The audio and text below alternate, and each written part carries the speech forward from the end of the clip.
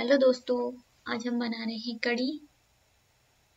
तो इसके लिए मैंने लिया है यहाँ पर 3 कलियां लहसुन की, 1 टुकड़ा अदरक और 7-8 हरी मिर्चियाँ लिए। इसको पेस्ट बना लेंगे तीनों का। और इधर मैंने लिया है 200 ग्राम थिक योगर्ट और इसको अच्छे से मिक्स करके लिया है मैंने। अच्छे से फेंट लिया है मैंने इसको। और अब इसमें जो हमने अदरक लहसुन और हरी मिर्ची का पेस्ट बनाया था वो हम इसके अंदर डाल लेंगे। ये जो पेस्ट है ये सारा हम इसके अंदर डालेंगे।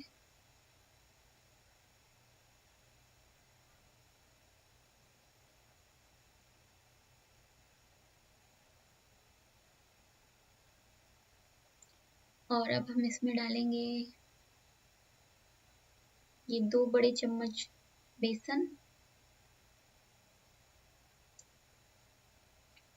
1 चम्मच नमक, आधा चम्मच हल्दी पाउडर, आधा चम्मच धनिया पाउडर और आधा चम्मच जीरा पाउडर और आधा चम्मच ही जीरा।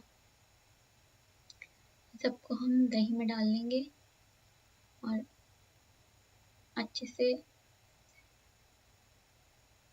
मिक्स कर लेंगे। इसको बिल्कुल एकदम स्मूथ पेस्ट बनाना है इसका हमें। अगर आपका दही खट्टा ना हो तो इस टाइम पे आप आधा चम्मच आमचूर पाउडर डाल सकते हैं या फिर आधा नींबू डाल सकते हैं। मेरा दही थोड़ा खट्टा है तो मैंने नहीं डाला है।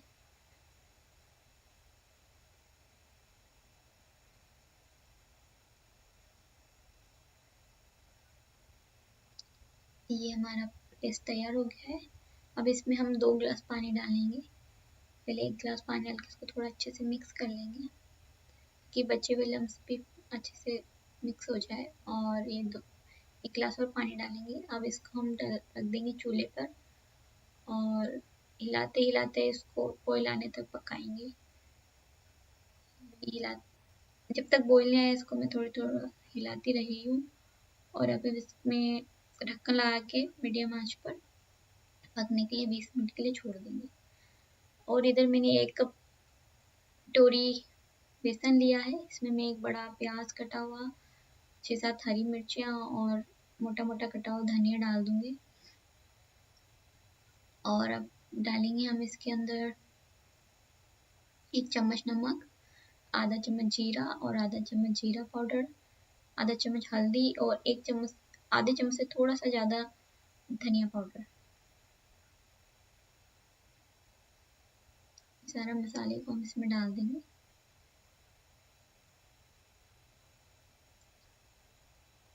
और बेसन में अच्छे से मिक्स कर देंगे।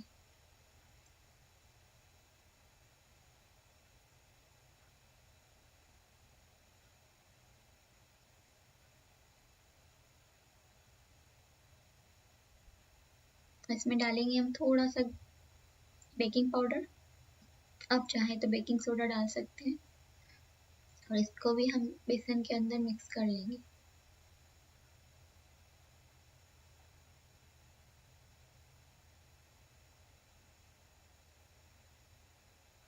अब इसमें थोड़ा थोड़ा करके पानी डालेंगे और एक बैटर तैयार कर लेंगे।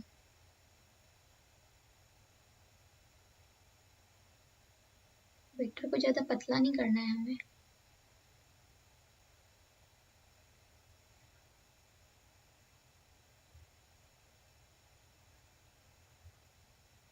बस इस तरह का रखना है।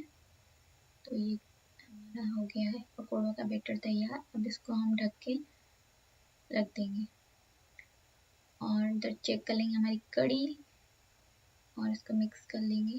इसको पकते पकते 15 मिनट हो गए और मैंने इसको बीच बीच में 1-2 बार हिलाया है। इसको हम फिर से ढक के 5 मिनट के लिए और पकाएंगे। 5 मिनट हो गए हैं और ये हमारी कड़ी हो गई है रेडी। अब हम इस पकोड़े तलेंगे इसमें डालने के लिए। इस कर देंगे बंद। इधर मैंने पकोड़े तलने के लिए तेल गरम कर लिया है। इसको चेक कर लेंगे कि हुआ है कि नहीं ठीक से।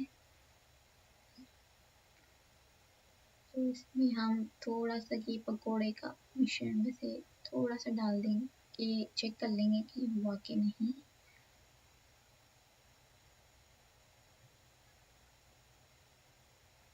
ये हमारा तेल अच्छे से गर्म हो गया है। अब हम इसमें पकोड़े डालेंगे।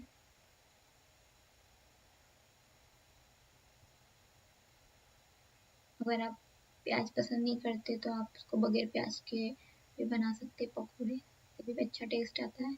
या फिर आप छोटे छोटे आलू कट करके भी डाल सकते हैं। सारे पकोड़े हमने डाल लिए हैं। अब जैसे ही हल्का गोल्डन कलर आने लगेगा हम इसको पलट देंगे, और पलटने के बाद आप आंच मीडियम कर लीजिए। अगर आप फुल आंच में इसको पकाते रहेंगे तो ये जल्दी से कलर चेंज हो जाएगा इनका और अंदर से कच्चे रह जाएंगे। तो पलटने के बाद आप आंच को कम कर लें। तो ये हमारे गोल्डन हो गए हैं पकोड़े। अब हम इसको निकाल लेंगे प्लेट में। अब इसके अंदर मैं पकोड़े निकाल लूँगी।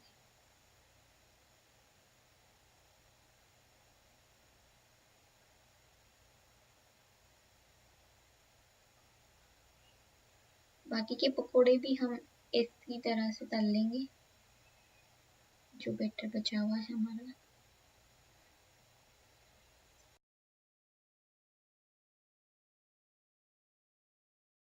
और ये जो पकोड़े तलने के बाद जो तेल था वो मैंने निकाल दिया है पैन में से, और उसमें थोड़ा सा तेल बचा लिया है मैंने, करीब 1 चम्मच। इसमें हम कड़ी को तड़का लगाएंगे। इसमें मैंने लिया है आधा चम्मच जीरा, आधा चम्मच राई और 1 चुटकी कलौंजी का। ये हम तेल में डाल देंगे। इसे हमारा जीरा और राई तड़क जाएगा। अब हम इसमें डाल देंगे 3 खड़ी लाल मिर्च। इसका भी हल्का सा कलर आने तक फ्राई कर लेंगे। कलर आ गया हमारा हल्का सा। अब हम इसमें डालेंगे एक छोटा कटा हुआ प्याज, छोटा सा कटा हुआ प्याज दिए। और अब इसको हम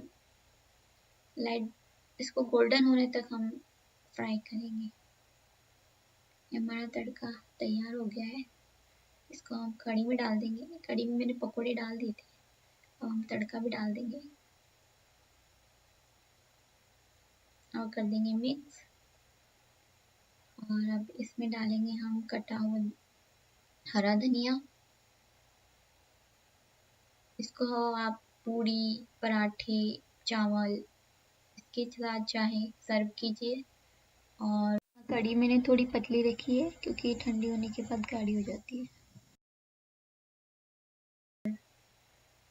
कमेंट्स करके बताइए कि आपको कढ़ी की रेसिपी कैसी लगी। लाइक कीजिएगा, शेयर कीजिएगा, सब्सक्राइब कीजिएगा। Thank you for watching. Bye bye.